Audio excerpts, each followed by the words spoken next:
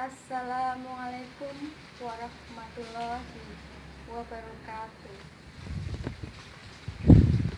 Katentreman kawilujengan kabagas warasan saha pamilih.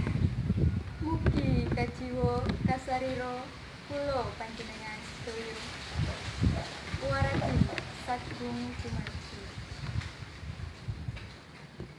Nuwun sangyaning para pinisepuh sesepuh ingkang pinundi-pundi, para satriya pangemban lan pangembating praja, minangka pangayomaning kawula bangsa, saha para tamu kakung putri, para kadang muda wedha mulya ingkang sanget kula tresnani.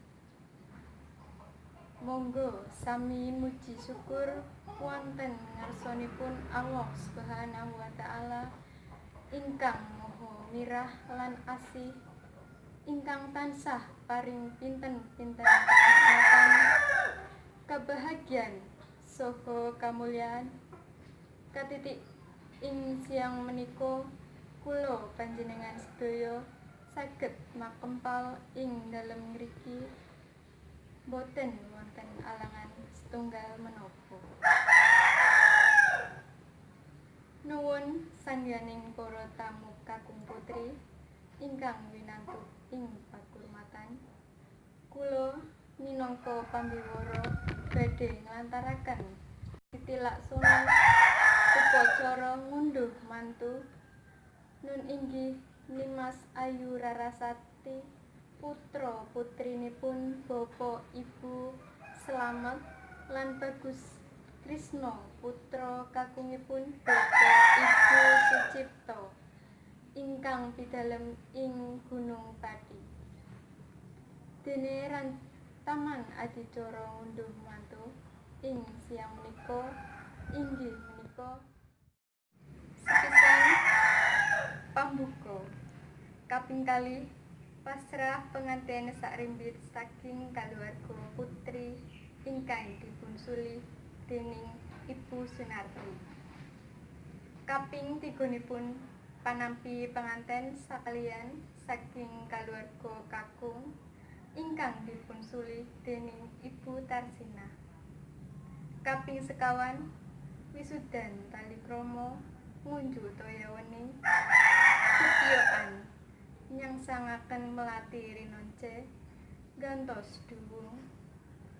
Kaping gangsal pirat manjing tumuju sasana kursi rinenggo. Kaping 6 sungkeman. Kaping 7 atur pambagya warja dening Ibu Saputri. Kaping 8 tanggap wacana saking Ibu Darsina. Kaping 9 ular-ular utawi sabda tama dening Bapak Sodi. Kaping 11 donga dening Bapak Mansur. Kaping 11 panutup. Bapak Ibu saha para tamu kakung putri ingkang winantuk ing pakurmatan, mekaten titilaksana adicara ngunduh mantu ing siang menika. Nanging saderengipun kawiwitan, sumangga sareng-sareng manungku puja murih lampahing adicara menika saged gangsar lancar ing sambikala. Manungku puja kawiwitan. Manungku puja paripurna. Wasana sinambi nengga rawuhipun pinanganten sakalian, sumangga pinarak ingkang prayogi sinambi midhangetaken pungeling gending-gending pahargyan. Nuwun. Wassalamualaikum warahmatullahi wabarakatuh.